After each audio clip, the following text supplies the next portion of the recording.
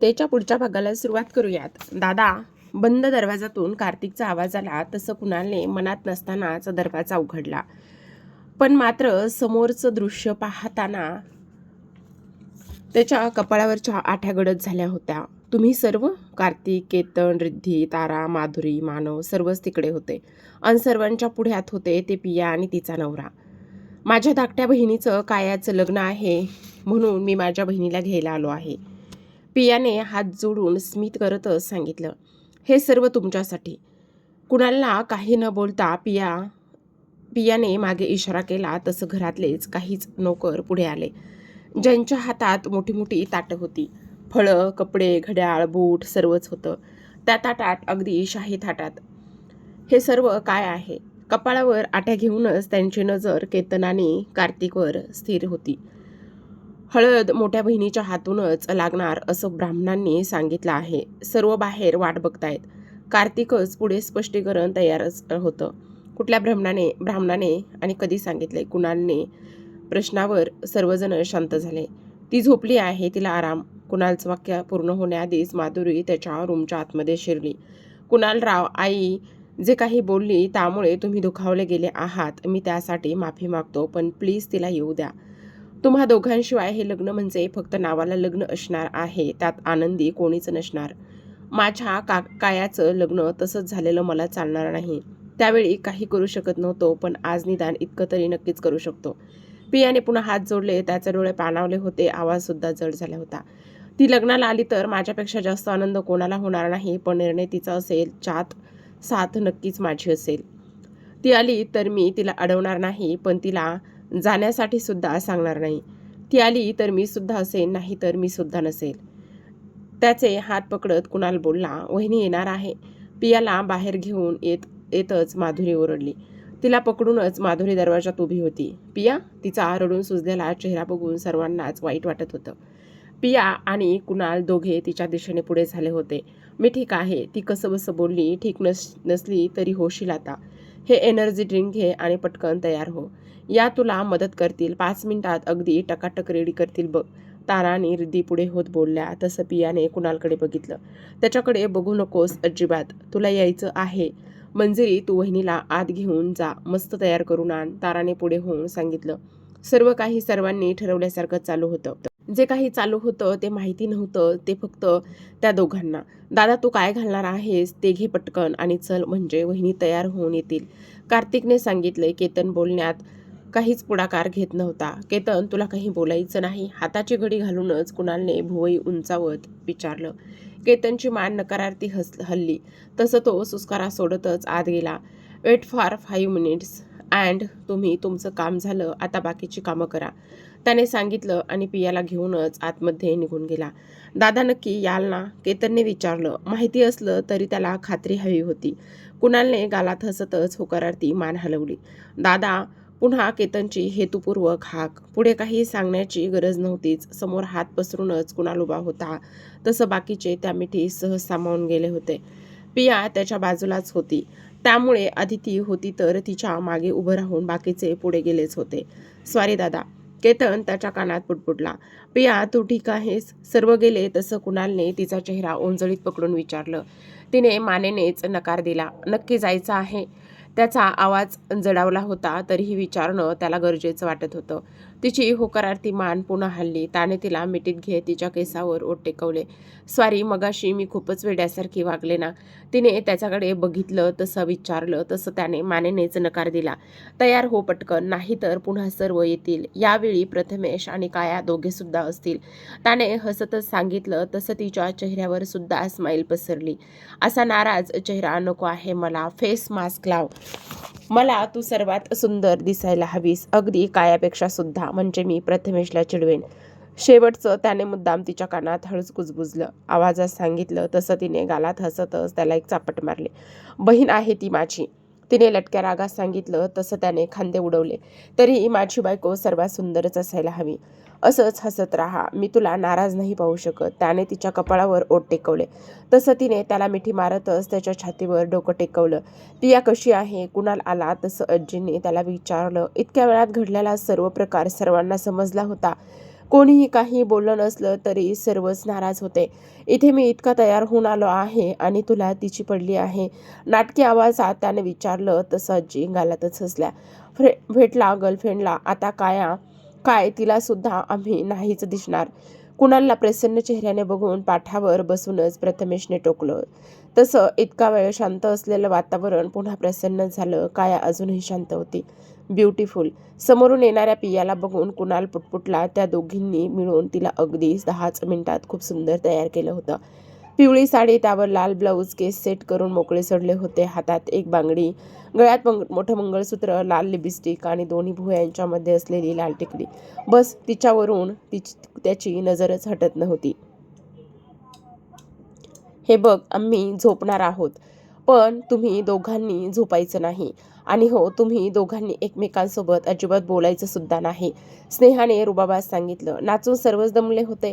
आता बाकी होतं ते प्रथमेश आणि कायाला त्रास देण्याचं काम. एकाच ठिकाणी ते दोघे बसले होते, पण तरीही ते दोघे एकमेकांना बघू सुद्धा शकणार नाहीत इतकी कडक व्यवस्था वानरसेनेने केलेली होती.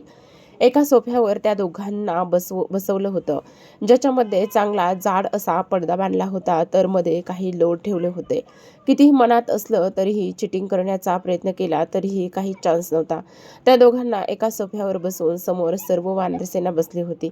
घरातले मोठे कधीच झोपायला गेले होते, त्यामुळे आता फक्त चिडवाचिडवी सुरू होती. दी, तू थकली नाहीस? जा, पिल्लू एकटं झोपलं आहे, प्रथमेशने तोंड वाकडं करतच सांगितलं. खूप त्रास देत होते सर्वच त्याला. कुणाल आणि पिया बाहेर आल्यापासून सर्वांमध्ये असा काही जोश संचारला होता की सर्वच हात धुवून प्रथमेशच्या मागे लागले होते. अजिबात एकमेकांना बघू देत नव्हते. लॉनमध्ये साऊंड सिस्टम लावून तिकडेच नाचण्याची व्यवस्था केली होती. सर्व नाचत होते, पण तरीही त्या दोघांना समोर येऊन दिलं नव्हतं. आता सुद्धा बाजूला बसले होते, पण ते फक्त एकमेकांचा आवाजच ऐकू शकत होते.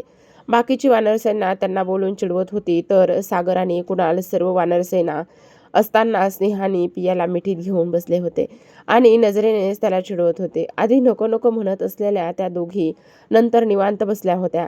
पुढे सर्वजण आणि पाठीमागे हे चौघे बसले होते, त्यामुळे बाकी कोणाला ते बसलेले दिसत नसले तरी प्रथमेश आणि कायाला मात्र ते दिसतच होते. ते काय आहे ना, आज माझ्या लाडक्या भावाची म्हणजे तुझी हळद आहे, त्यामुळे मी इथे थांबली आहे. या जागेत थकण्याचा प्रश्नच येत नाही, तिने सागरकडे बघत सांगितलं. तसं सागर गालातच हसला आणि प्रथमेशने तिकडे दाट ओठ खाल्ले. पिल्लू एकटं नाही रे, ती गीता आहे ना, ती आहे त्याच्यावर लक्ष ठेवायला, तिने सागरचा हात घट्ट पकडतच डोळे मिचकावतच सांगितलं. आहे, तुम्ही बसा, आपण गप्पाच मारू, त्याने शांतपणे सांगितलं. तसं ते चौघे डोळे बारीक करूनच त्याच्याकडे बघू लागले.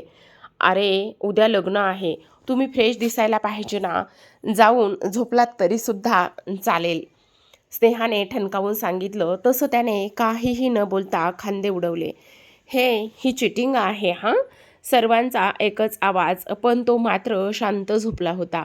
मध्येच ठेवलेले लोड बाजूला करत त्याने तिच्या मांडीवर डोकं ठेवलं होतं. चेहऱ्यावर तोच मध्ये असलेला पडदा होता. ना तो तिला बघत होता, ना ती त्याला त्याच्यासोबत बोलला सुद्धा काहीच नव्हता, पण तरी सर्वांच्या समोर तिच्या मांडीवर तो डोकं ठेवून झोपला होता. बायको आहे माझी उद्या होणारी, कार्तिकने आठवण करून दिली होती. फक्त 10 तास बाकी आहे, समजलं, प्रथमेशचा आवाज चालू होता. तिकडे काया खाली मान घालूनच हसत होती. चल झोप आता, झोपायला. त्यामुळे प्रथमेश ऐकणार नव्हता, त्यामुळे कुणालने पियाला सांगितलं आणि तो तिकडून झोपायला निघून गेला. थोड्या वेळात एक एक करून सर्वच आपापल्या रूममध्ये झोपायला सुद्धा निघून गेले होते. ते दोघे तिकडे बसूनच होते. खूप खुश आहेस, त्याने तिचा हात छातीवर दयाजवळ घट्ट पकडूनच विचारलं. खूप, तिच्या आवाजात तिचा आनंद जाणून येत होता. मधला पडदा तसाच होता. तुला बघण्याची खूप इच्छा होते, तो शांतपणे बोलला. तसं ती त्याच्या चेहऱ्यावरून तो पडदा दूर करू लागली, पण त्याने तिला अडवलं. ती उत्सुकता असू देत, उद्यापासून आपल्यात हा पडदा कधीच येणार नाही. आता ह्या पडद्याला उद्या सर्वांसमोर दूर होऊ देत, तो शांतपणे बोलला. तसं तिने हुंकार दिला. थँक्स दी आणि आई दोघींना येऊन दिलं. वहिनी येणारच होत्या, त्याने इतकंच उत्तर दिलं. काही वेळ ते दोघेच तिकडे बसून बोलत होते. बोलत काहीच नव्हते ना, दोघांमध्ये असलेला तो पडदा दूर झाला होता. बस बोटात बोटं गुंफून ते शांत बसले होते. फायनली ती वेळ जवळ आली होती, ज्याची ते दोघेजण आतुरतेने सुद्धा वाट पाहत होते. सो मिसेस कुणाल मोहिते, आज तुमचा विचार काय आहे? रूममध्ये आल्या आल्या त्याने तिला आपल्या मिठीत घेतलेलं होतं. झोप येते खूप जास्त, खूप थकवा जाणवतोय. त्याला मिठी मारून त्याच्या छातीवर डोकं टेकवतच तिने शांतपणे सांगितलं. तसं त्याने दीर्घ श्वास घेतच तिच्या भोवतीची मिठी मात्र ती घट्ट केली होती. उद्याचा दिवस, मग काही दिवस मी इथे नसणार आहे. पण आत्ताच सांगून तुझ्या चेहऱ्यावरचा आनंद मला आत्ताच घालवायचा नाही. बंद डोळ्याआड त्याच्या मनात विचार चालू होते, पण चेहऱ्यावर मात्र भाव प्रसन्न होते. तिला मिठीत घेऊनच तो शांतपणे झोपण्याचा त्याचा प्रयत्न चालू होता. त्याला जायचं होतं. आता त्याचं तिकडे असणं गरजेचं होतं, पण त्याच्यासाठी फॅमिलीपेक्षा काहीच जास्त महत्त्वाचं नव्हतं. म्हणून आणि फक्त म्हणूनच तो आता या क्षणाला इथे पियाजवळ होता. मंगलाष्टका चालू होत्या. अंतरपाटाच्या एका बाजूला प्रथमेश पिवळ्या सदऱ्यात उभा होता. कपाळाला मुंडवळ्या, ट्रिम बियर्ड आणि प्रसन्न चेहरा, हातात माळा घेऊनच त्याची नजर समोरच्या अंतरपाटावर स्थिर होती. कायासमोर आल्याचं समजताच त्याच्या चेहऱ्यावरचं हसू अजूनच जास्त रुंदावत पिवळ्या नऊवारीवर अगदी ट्रेडिशनल मेकअप करून ती तयार होती. कपाळावर मुंडवळ्या होत्या. चेहऱ्यावर आनंद आणि दुःख दोन्ही भावना एकाच वेळी दिसत होत्या. लग्न पार पडलं तसं एकच जल्लोष झाला. कविताताईंनी आणि दामोदररावांनी अगदी समाधानाने तिचं कन्यादान केलं होतं. केतनने सांगितल्याप्रमाणे सर्व न्यूज रिपोर्ट्स तिकडे होते. त्यांच्या लग्नाचं लाईव्ह टेलिकास्ट होत होतं. त्याच्या चेहऱ्यावरचा आनंद, त्यांना जल्लोष सर्वच बघत होते. त्या चेहऱ्यावरचा आनंद, त्यांचा जल्लोष टीव्हीवर चालू होता आणि ते बघून रूममध्ये असणाऱ्या एकूण एक वस्तू जमिनीवर आपटल्या जात होत्या. मोहिते, कुणाल मोहिते, नाही तू इतका खुश कधीच राहू शकत नाहीस. तू रडायचा आहेस, फक्त रडायचा आहेस. टीव्हीवर दिसत असलेल्या कुणालकडे बघून इथे त्याच्या रागाचा उद्रेक होत होता. तू त्याच दिवशी मेली असतीस तर माझंच चुकलं. तुला त्या दिवशी हलकी मेडिसिन दिली. पण नाही, यापुढे असं होणार नाही. यापुढे मी हलक्यात नाही सोडणार. कोणालाच नाही. कुणालानी त्याच्या बाजूला बसलेल्या हसऱ्या चेहऱ्याच्या पियाकडे बघून त्याची फक्त आणि फक्त चरफड होत होती. मोहितेंची हीच एकता मी टिकून नाही देणार. तुम्ही सर्व एकत्र असलात की खुश असतात ना.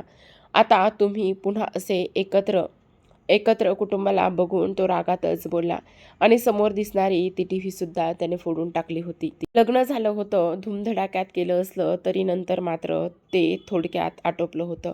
जल्लोष झाला असला तरी फटाके फुटले नव्हते. ना बँड होता, ना ढोल ताशा होता. बस हळद नाचवली होती, ते सुद्धा घरात असलेल्या साऊंड सिस्टीमवर. आणि आता सुद्धा फॉर्मॅलिटी म्हणून अगदी साध्या पद्धतीने गृहप्रवेश पार पडला होता. उद्या लगेच पूजा आहे आणि नंतर देवाला जाऊन या. सुकन्याताईंनी सांगितलं. पूजा घरातच करून घ्या, पण देवाला इतक्यात नको. आज ब्राह्मणांसोबत बोलून घे, कुणालने कडक आवाजात सांगितलं. अरे पण सुकन्या, ठीक आहे, कुणाल बोलतोय तर काहीतरी असेल. देवाचं नंतर बघू, थोड्या दिवसांनी पूर्ण कुटुंबच जाऊया. सुकन्याताईंना अडवतच आजीने सांगितलं. तसं पुढे कोणीच काही बोलत नव्हतं. काया, अजून 2 दिवस तुला गेस्ट रूममध्येच राहायचं आहे. आजींनी मिश्किलपणे तिला चिडवलं आणि त्या निघून गेल्या. त्यांच्या चिडवण्यावर वानरसेनेचं चिडवणं मात्र सुरू झालेलं होतं, तर कायाचं खाली मान घालून लाजणं मात्र सुरू झालेलं होतं. पिया, मला आजच रात्री बाहेर जायचं आहे. काही दिवस मी इथे नसणार आहे. रूममध्ये आल्यावर थोड्या वेळाने कुणालने पियाला सांगितलं. मला आजच रात्री बाहेर जायचं आहे. काही दिवस मी इथे नसणार आहे. रूममध्ये आल्यावर थोड्या वेळाने कुणालने पियाला सांगितलं. फ्रेश होऊन निवांत बसले होते ते. खूप दिवसांनी इतका निवांतपणा होता त्यांच्या आयुष्यात. आज रात्री? पियाने काहीसं नाराजीनेच विचारलं. पिया, प्लीज, तुझा असा नाराज चेहरा नाही ग पाहू शकत मी. तिचा चेहरा दोन्ही हातात पकडूनच तो बोलला होता. तू काही दिवस घरी जातेस का? कायासुद्धा जाणार आहे ना? कुणालने अडकळतच सांगितलं. तसं तिने रागातच त्याचे हात झटकले. म्हणून तुम्ही मला तिकडे जायला सांगत होतात? तिने चिडूनच विचारलं. तसं त्याने सुस्कारा सोडतच तिला मिठीत घेतलं. तू एकटी इथे राहिलीस तर जास्त विचार करत बसशील. मला तुला या अवस्थेमध्ये नाही पाहायचे, नाही बघायचे आणि नाही सोडायचे, पण माझं जाणं ही तितकंच महत्त्वाचं आहे. तो अगदी काकुळतीला येऊन बोलत होता, तर ती फक्त आणि फक्त त्याच्या चेहऱ्यावर दिसत असलेल्या वेदना समजून घेण्याचा प्रयत्न करत होती. मी आता ठीक आहे, तुम्ही जा, मी इथेच राहते. त्याच्या नजरेत नजर मिळवून तिने सांगितलं. त्याने काही न बोलता डोळे बंद करूनच डोकं मागं टेकवलं. तसं ती त्याच्या छातीवर डोकं ठेवून शांत बसली. कधी निघायचं आहे? तिने डोळे बंद करूनच विचारलं. थोड्याच वेळात. त्याच्या भोवतीची मिठी घट्ट झालेली, तसं तिने सुद्धा त्याच्या भोवतीची मिठी घट्ट करतच तशी शांत बसून राहिली. तर प्रेक्षकांनो, भेटूयात पुढील भागामध्ये. तोपर्यंत धन्यवाद.